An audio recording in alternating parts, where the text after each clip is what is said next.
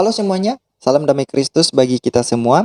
Kali ini kita akan simak salah satu video dari seorang mualaf yang katanya suaminya itu adalah seorang pengurus gereja dan melayani anak-anak muda untuk konseling maupun untuk anak-anak muda yang mempelajari tentang Alkitab. Dan masih ada beberapa hal lagi yang dia sampaikan. Mari kita simak saja videonya biar lebih jelas. Kemudian saya juga ketika menikah juga saya mendampingi mantan suami saya juga yang mengelola gereja, yang memberikan konseling, memberikan bimbingan buat teman-teman anak muda seperti itu gitu. Yang mempelajari kitab saya juga gitu. Dan sebenarnya yang saya alami itu sebenarnya dari kecil tuh saya sering timbul pertanyaan sih gitu. Banyak pertanyaan termasuk ketika menemukan ayat-ayat yang saya rasa kok gini, kok gitu tuh banyak gitu. Sampai saya juga pernah berpikir dari mana ya saya yakin kalau ini agama yang benar gitu. Gimana kalau ternyata akhirnya itu salah gitu kan, rugi banget gitu. Selama ini yang kita lakukan tuh kayak sia-sia gitu kan. Gimana ya kalau tahu ini yang benar gitu. Itu tuh sering ada pertanyaan itu di batin saya. Ada saya bertanya mengapa di kitab ini begini tapi kita nggak lakukan, tapi di sini disuruh gini tapi kita juga nggak lakukan, semacam seperti itulah.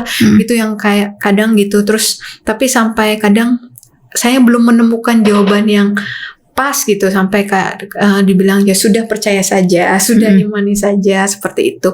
Terus banyak hal yang padahal yang saya tahu juga kita mengasihi Allah itu kan dengan segenap hati, jiwa juga, akal budi kita juga masuk di situ ya gitu, nggak bisa sekedar rasa-rasa aja emosional gitu. Itu sih yang saya rasakan perbedaannya, bahwa Islam tuh agama ilmu sekali gitu ya. Ketika iman itu semuanya harus berdasarkan pembenaran yang pasti gitu, harus berdasarkan bukti-bukti, dalil-dalil gitu, nggak bisa main rasanya yang benar ini atau bagaimana gitu. Jadi yang saya paling rasakan itu Islam itu agama yang syarat ilmu, kemudian fair sekali menurut saya, dan ketika ya tidak gitu ya. Saya sebenarnya merasa kasihan kepada saudara-saudara kita ini yang memilih keluar dari kekristenan. Tapi ya sudahlah, itu urusan mereka dengan Tuhan.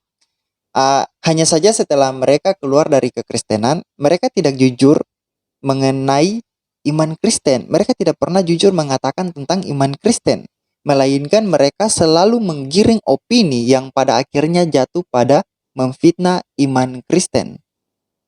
Saya belum menemukan, jujur saja, saya belum menemukan salah satu mualaf yang memberikan kesaksian tentang kemualafannya karena menemukan kebenaran yang nyata dalam Islam, yang dipertanyakan oleh orang-orang non-Islam.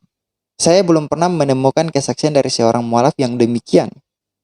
Yang selalu kita lihat ketika orang-orang ini, mereka para mualaf ini keluar dari Kristen, yang mereka bicarakan itu biasanya tentang Alkitab, tentang ketuhanan Yesus, tentang Rasul Paulus, dan seterusnya. Bukan tentang Islam. Itu yang biasa kita lihat. Atau mungkin biasanya mereka juga melakukan perbandingan tentang Islam dan Kristen. Tetapi mereka melakukan itu secara tidak fair atau tidak objektif, malah lebih ke subjektif. Lebih ke pandangan subjektif mereka. Karena yang mereka bicarakan tentang iman Kristen itu biasanya tidak pernah diimani ataupun dipahami oleh orang-orang Kristen. Misalnya saja Yesus menikah. Itu misalnya saja Yesus menikah. Rasul Paulus adalah rasul yang palsu. Atau Alkitab sudah dipalsukan.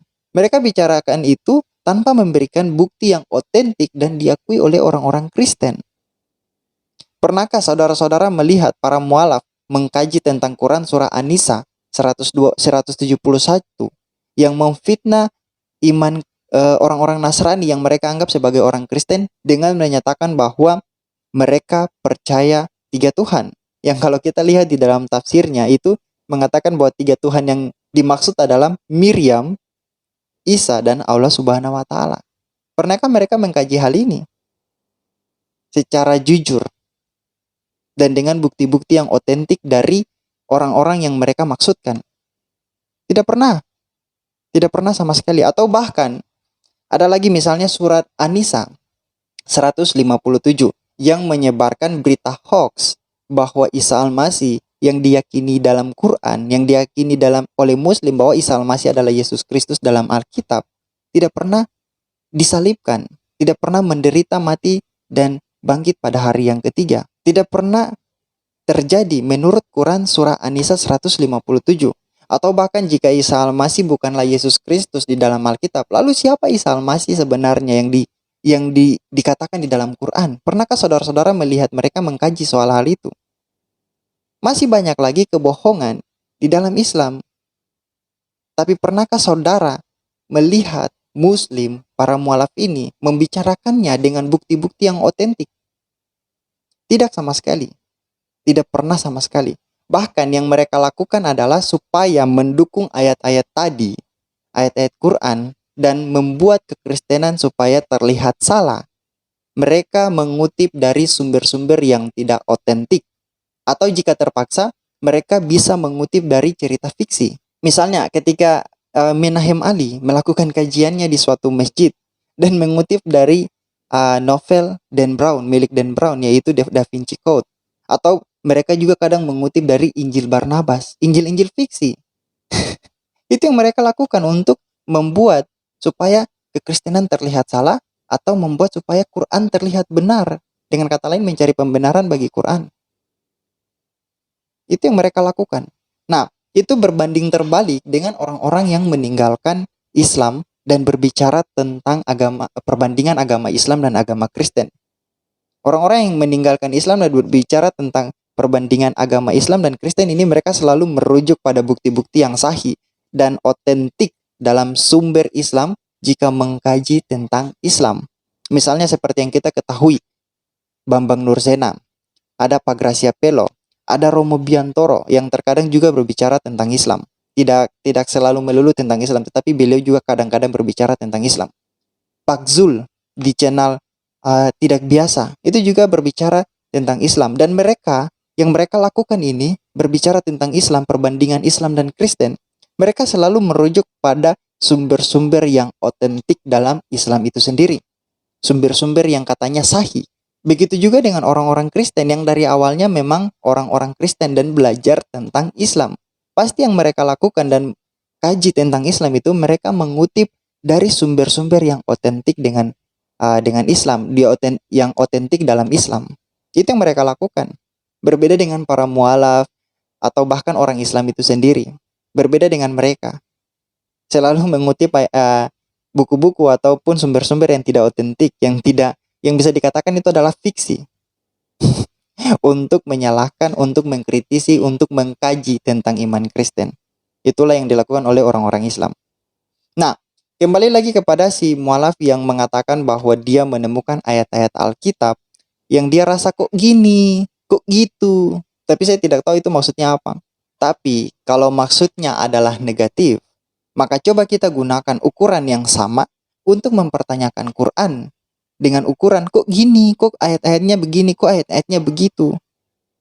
Supaya kita bisa berlaku fair, bisa berlaku secara objektif dalam menilai keyakinan, dalam membuat suatu perbandingan antara agama yang A dengan agama yang B, antara Kristen dengan Islam, antara Alkitab dengan Al-Quran. Jangan hanya di satu kitab saja kita menggunakan pertanyaan ini, di kitab lain kita tidak menggunakan pertanyaan yang sama. Nah, kalau misalnya kita gunakan pertanyaan yang sama, yang dikatakan ukuran yang sama, kok ayat Quran begini, kok ayat kitab Quran begitu? Lalu kita mempertanyakan tentang fitnahan Allah Subhanahu wa Ta'ala terhadap orang-orang Nasrani yang dianggap sebagai orang Kristen. Kenapa bisa seperti demikian? Kenapa Allah Subhanahu wa Ta'ala bisa mengatakan demikian? Si mualaf ini mengatakan bahwa bagaimana kalau agama yang dia yakini sebelumnya, yaitu Kristen, itu akhirnya adalah agama yang salah. Nah, pertanyaan saya adalah kenapa tidak gunakan pertanyaan itu, ukuran itu untuk Islam juga? Bagaimana kalau akhirnya Islam yang salah? Kenapa tidak bertanya soal Islam juga? Kan aneh kalau menggunakan ukuran yang satu untuk keyakinan yang lain, tetapi tidak menggunakannya di dalam keyakinan yang lain juga yang menjadi objek perbandingan. Itu menjadi aneh, sangat aneh. Nah, saya tidak tujukan semua pertanyaan logika ini kepada para mualaf saja, tetapi juga kepada Muslim yang masih memiliki kewarasan, dan juga kepada Muslim yang biasanya dengan keidiotannya itu mau menilai keyakinan orang lain, tetapi tidak mau fair atau objektif dalam penilaiannya dengan penilaian yang sama terhadap keyakinannya sendiri, yaitu Islam. Jadi saya tujukan juga kepada kalian. Jadi, saran saya untuk saudara-saudara muslim, cobalah untuk bersikap objektif supaya logika dan kewarasanmu itu terpakai. Atau memang kecurigaan saya adalah kecintaan saudara-saudara terhadap Islam itu membuat logika dan kewarasan saudara-saudara juga dikorbankan. Dalam artian bahwa karena saya sudah mencintai Islam, maka tidak perlulah menggunakan logika dan kewarasan untuk menilai perbandingan Islam dan Kristen itu secara objektif, perbandingan Quran dan Alkitab itu secara objektif. Kalau memang demikian, maka ada yang bermasalah dengan keyakinan kita, dengan keyakinan yang kita anut itu. Kalau misalnya kewarasan atau logika kita itu sudah tidak bisa digunakan, hanya supaya jangan bertanya soal keyakinan kita, supaya jangan kita tahu tentang apa yang benar dalam keyakinan kita, maka tidak perlulah bertanya tentang Islam, tidak perlulah bertanya tentang Al-Quran. Maka itu ada yang salah dengan keyakinan kita. Nah, tapi kalau misalnya kita bertanya soal salah atau benarnya suatu ajaran dalam agama tertentu, pertanyaannya adalah apa ukurannya? Apa ukurannya? Dan bisakah ukuran yang kita gunakan itu kita gunakan dengan objektif dalam mengukur benar atau salahnya suatu agama dengan agama yang lain untuk membandingkan kedua agama itu? Bisa atau tidak? Itu renungan bagi saudara-saudara muslim yang masih waras dan masih mencintai kebenaran atau masih berusaha untuk mendapatkan kebenaran itu supaya lebih bersikap objektif untuk menilai salah benarnya suatu ajaran dalam melakukan perbandingan. Selain daripada itu, si mualaf ini mengatakan bahwa mengapa di kitab ini, maksudnya di dalam Alkitab, di dalam kitab sebelumnya itu, yang dia yakin yaitu Alkitab, mengatakan demikian, tapi tidak kita lakukan. Dan seterusnya, dia mengatakan demikian. Yang pada akhirnya nanti, apa yang dia pertanyakan itu, katanya tidak memiliki jawaban yang pas dengan dirinya, dan hanya berakhir dengan pernyataan, ya sudah yang penting percaya. Dari kesaksian dia, pernyataan dia yang tadi, ada dua kemungkinan analisa saya, mengapa dia berakhir dengan pernyataan itu atau memilih untuk menjadi mualaf. Kemungkinan yang pertama adalah itu membuktikan bahwa si mualaf ini tidak belajar dengan sungguh-sungguh mengenai Alkitab. Bisa dikatakan dia seorang pemalas. Itu kemungkinan pertama. Karena ada begitu banyak pengajar Alkitab yang berkualitas, yang memiliki integritas, tapi mengapa dia berakhir dengan pernyataan yang penting percaya?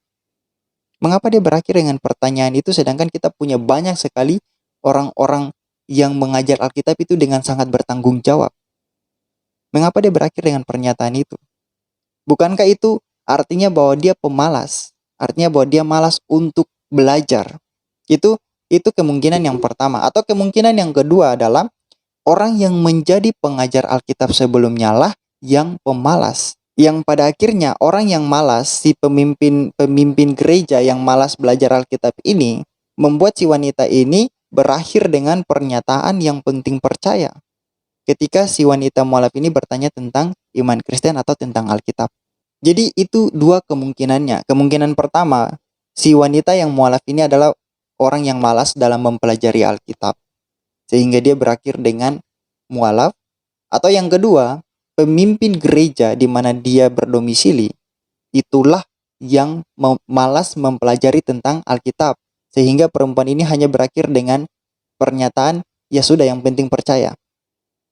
Itu dua kemungkinannya. Nah, ini juga menjadi bahan pembelajaran bagi kita yang ingin menjadi hamba Tuhan atau yang sudah menjadi hamba Tuhan, supaya kita dengan sungguh-sungguh belajar firman Tuhan dalam Alkitab, sehingga iman dari umat Tuhan itu sendiri diteguhkan dengan jawaban yang diberikan untuk menjawab pertanyaan mereka seputar kitab suci atau seputar iman Kristen itu sendiri. Dan untuk saudara-saudara Kristen ataupun yang non-Kristen yang sampai pada saat ini masih mempertanyakan iman Kristen atau masih mencari jawaban tentang iman Kristen, saya berdoa supaya lewat tuntunan dari Roh Kudus, saudara-saudara boleh mendapatkan jawaban tentang iman Kristen dari seorang hamba Tuhan yang berintegritas dan bertanggung jawab dalam mengajar kitab suci Alkitab.